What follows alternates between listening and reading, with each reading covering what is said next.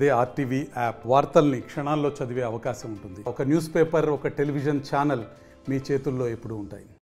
మేము 10వ తరగతి చదివే ఫ్రెండ్స్ బి అగ్రహారం చెందిన వంశీ, నేను ఇంకా మేము ఒక 10 మంది 10వ తరగతి చెందిన ఫ్రెండ్స్ ఉన్నాము. రవికిరణ్ అనే అబ్బాయి పెళ్ళికి వెళ్ళిన తర్వాత అక్కడ మార్నింగ్ పెళ్ళి తలంబ్రాలన్నీ పడ్డాక మేమందరం గిఫ్ట్ ఇన్నికి స్టేజ్ మీదకి ఎక్కాము. అదే వేదికపై నా మిత్రుడు వంశీ గుండెపోటు వచ్చి కింద పడిపోయాడు. మేము సిపిఆర్ చేసాము. వైద్యశాలకు తీసుకుని వెళ్ళేలోపు ఒక 2 కిలోమీటర్స్ దూరం దగ్గరలో ఉండేలోపు తన ప్రాణాలు వదిలినట్టు మేము చెప్పారు. ప్రజావేదిక వైద్యశాలకి మేము చేర్పించాము. అప్పట్లోపు అక్కడ రిపోర్ట్స్ని బట్టి అతను చనిపోయడం జరిగింది. బాధాకర విషయం.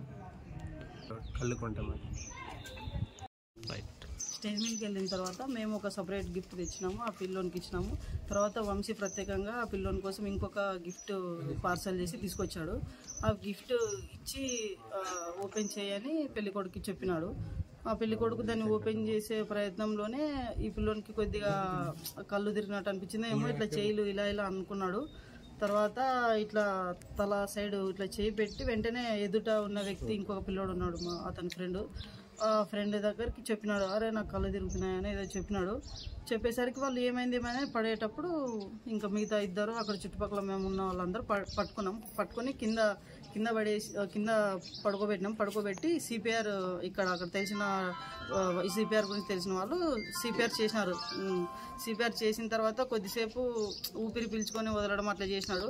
తర్వాత వెంటనే అక్కడ బంధువుల దగ్గర ఉండే కారు తీసుకొని ఆ కారు లోపల ఆ పిల్లోని పడుకోబెట్టుకొని డోన్కి వెళ్తున్నారు.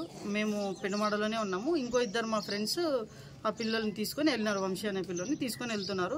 డోన్కి ఒక 1 కిలోమీటర్ 2 కిలోమీటర్ దగ్గరలో ఉన్నప్పుడు ఊపిరి తీసుకోవడం ఆగిపోయిందని ఆ పిల్లలు చెప్పినారు మా ఫ్రెండ్స్. తర్వాత వాళ్ళు వెళ్ళి అక్కడ ప్రజా వైద్యశాల హాస్పిటల్లో జాయిన్ చేయించినారు. జాయిన్ చేసిన తర్వాత వాళ్ళ పేరెంట్స్ వాళ్ళ తమ్ముడికి వాళ్ళకి ఇన్ఫర్మేషన్ మేము మా ఫ్రెండ్స్ దగ్గర నెంబర్ ఇప్పించుకొని వాళ్ళకి కాల్ చేసి వాళ్ళకి తెలిపినాము. వాళ్ళు మధ్యాహ్నం 2-2:30 టైంలో వచ్చి వాళ్ళు చూసి ఆ పిల్లోని ఇంకా కన్ఫర్మేషన్ చేసుకొని వాళ్ళు వాళ్ళ ఇంటికి వచ్చేసినారు. మేము ఇక్కడ వచ్చేసినాము. జరిగిందని మా జూనియర్ ఆ పిల్లోడు. మేము బీసీ హాస్టల్లో కర్నూలులో చదువుతున్నాము. ఒకే హాస్టల్లో చదివేటోళ్ళము. నేను 10th ఉండేటప్పుడు రవికిరణ్ అనే అబ్బాయి 7th క్లాస్ ఉండే. అతను క్లాస్మేట్నే. అతను మా జూనియరు. అతన్ని పెనుమాడలో జరుగుతుంటే అతను నన్ను ఇన్వైట్ చేసినాడు. సరే అని పెళ్ళికి వెళ్ళినాము. ఈ పిల్లోడు, ఈ చనిపోయిన పిల్లోడు వంశీ అనే పిల్లోడు మా తమ్ముడి క్లాస్మేట్, మా జూనియర్ అనమాట. ఇంకా అందరు కలిసి వెళ్ళినాం. మా ఊరి నుంచి నేను, సతీష్ అనే పిల్లోడు, ఇంకో 2 ఫ్రెండ్స్ అందరూ వెళ్ళినాము పెళ్ళికి.